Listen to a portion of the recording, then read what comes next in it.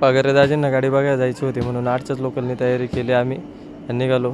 कसं तरी ठाणे स्टेशनवर पोहोचून तिकडून पनवेल लोकल पकडायची होती. आम्हाला भूक लागली म्हणून पराठे खाल्ले मस्तपैकी. पराठे नेट होता सॉरी डोसा खाल्ला मस्तपैकी. निघालो 11ची 10:30ची लोकल होती. तिथून निघून 10:30ची लोकल पकडून पनवेलला पोहोचलो मस्तपैकी. आम्ही स्टेशनला जाऊन एक बूट पॉलिशवाला दिसलं तिथं. थोडं पुढं जाऊन बूट पॉलिश करून घेतली आणि मग इकोमध्ये बसून गाडी बघायला गेलो. खूप भूक लागल्यामुळे थोडा वडापाव खाला.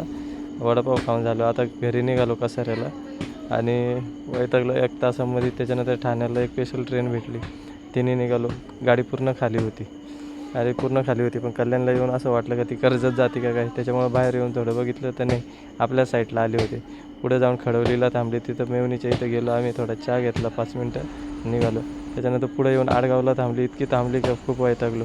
कशी तरी निघाली आणि 7 वाजता नंतर आम्ही कसं तरी कसाऱ्यात आलो.